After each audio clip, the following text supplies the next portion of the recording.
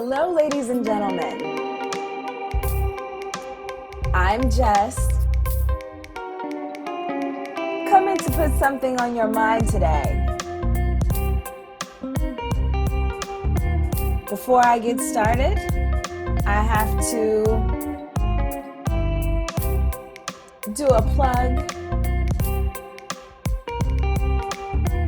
for this channel, so make sure you subscribe to the channel, hit the notification bell so you'll be notified when new videos are posted. So let me tell you, this is not a video to tell you who to vote for, because although I'm going to talk about why the Democrats are in trouble, the Democrats could still very well win this race, but it's going to take some significant changes in order for them to do so, and I'm going to identify some of the reasons why they're in trouble and what they need to do to win.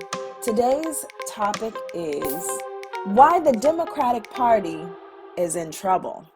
And so for those people who follow the channel, I know and I understand that you may be slightly confused as to why would I do a video on politics. And let me just tell you, politics are very important when it comes to travel. This is a conversation that we cannot ignore. But I have to say, when it comes to travel, having a political discussion is the most appropriate discussion to have because of the fact that politics influences travel. It impacts travel. It has everything to do with travel. Anytime you board a plane and go from your city to another city or your country to another country, that is a political act. Most of the time, we don't even realize it. So full disclosure about my political background, I have an extensive background in politics. I've done more than the average American ever does. I've done everything from contributing to campaigns, to campaigning, to taking my own candidate and running the candidates and getting them elected. I've been involved with the hiring, the firing, the money aspect of it. I mean, it's really been a very interesting political ride for more than a decade. And I have never set foot in a poli-sci class a day in my life. And so it really is truly my experience that I rely on and that helps to shape my political views. For those who may be curious, I did work the last election and the election before that and the one before that. You know, I've been in this thing, so I have worked a number of elections. And so I can say, based off of what I saw in the last election, where it was Hillary Clinton versus Donald Trump, the reason why the Democrats lost the last presidential election is abandonment. When you abandon your voting base, you are doomed as a candidate. You do not neglect, nor do you ignore your base.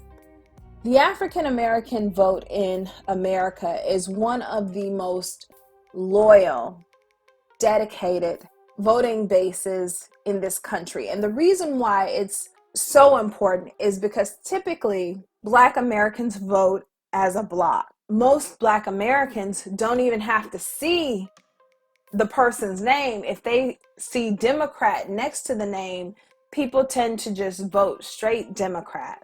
And to give you an example of how egregious it is to abandon your voting base, let's think about the music industry for a second. That would be like a hip hop artist deciding to go pop and expecting his or her fans to come along with them. Some people will follow, many will not. That would be like a gospel artist deciding to go country. Some people may follow, most people probably won't. It is the same kind of thinking when it comes to politics. When you abandon your base, there are serious and severe consequences to pay, not just for you, but oftentimes for the entire party. And Hillary Clinton abandoned her black voter base by not being very direct in terms of what her solution was for the many issues that the black community was facing in 2016. And so in 2016, one of the biggest issues for the black community at that time was the killings of unarmed black men, women, and children at the hands of the police. In 2016, there were at least 258 black people who were killed by police. And so the Democrats abandoned their voting base. Their very simple response was reduced to the hashtag Black Lives Matter. And then the Clinton campaign focused on talking about the importance of police reform and police training and supporting the officers and praying for the officers' families because they were impacted as well. But when you have a base that has been targeted and people have not been punished for the acts against humanity that has happened, then that's a clear abandonment of the issues that are very specific and very important. What the Democrats have to do in order to win is acknowledgement. You have to acknowledge the issues of black voters. You have to acknowledge what black voters are asking the politicians to produce in this election cycle. And the major issue that black Americans really want to see addressed in a real way is the issue of reparations. And I am not talking about creating a committee to investigate reparations, because this is something that they've already done. However, when we look at this whole global pandemic, the president printed $2 trillion without a thought and issued checks to all Americans who qualify for $1,200. Some people got more than $1,200. Then they also issued billions of dollars to banks and small businesses and big businesses. And so there's a whole other discussion that's happening right now in the Democratic Party about freezing rent, freezing mortgage payments, and issuing every American who qualifies a $2,000 a month check. If you can do that for every American, then you can come up with a serious plan to address the issues in America as it pertains to black folks around reparations. And I want people to pay very close attention to every dollar, every dime that has been spent during this global pandemic without a question, without a thought, without any consideration that that's not the right thing to do. It is absolutely the right thing to do. But addressing the issues around reparations when it comes to Native Black Americans is a real issue that Black community has. We expect that. We want to see that. It is more than possible. If you ever doubted for a second whether or not Black Americans whose ancestors were brought over to this country and endured all of the years of slavery, Jim Crow segregation, being funneled into the prison system, all of these egregious acts that's happened over history, if you ever considered the Tuskegee experiment, the bombing of Black Wall Street, I mean, the list goes on. If you have ever considered that maybe the government might not be able to deliver reparations for Black Americans, I ask that you reconsider after having seen how much money has been created to address this whole issue around the global pandemic. And the Democrats are a part of that. So, yes, they're in trouble. The Democrats are the ones who have tabled the whole issue on reparations and sent it off to a committee. It's the Democrats who are proposing a $2,000 a month payment to Americans, along with freezing their mortgage payments and freezing their rent. this is a Democratic proposal. And so my thing is, yes, Democrats, keep coming with these proposals for all of America, because we want to continue to watch every single thing the Democrats say. And then when they come back to tell us, oh, we can't do reparations, that is not being genuine. It's a clear issue around abandonment of your base. And for those of you who are sort of questioning the importance of reparations. Reparations is important to Black America because it is directly connected to the Black unemployment rate, Black businesses having adequate funding, and Black neighborhoods and communities. This is a larger issue. When we talk about reparations, we're talking about having the money and the resources to solve a number of problems that exist within Black America at one time that stem from the generational trauma that our people have suffered from as a direct result of slavery, Jim Crow segregation, institutional racism, and all of the other things our folks have experienced on the in-between. Unless the Democrats address this issue, the Black vote can and will be a split vote.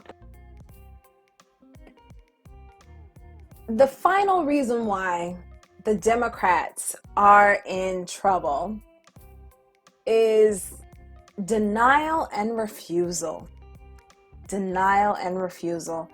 You know, when I speak about denial, I speak about the fact that the party is not willing to acknowledge the reason why Trump is the president of the United States right now is because of the Democrats. It is their fault that you have Trump.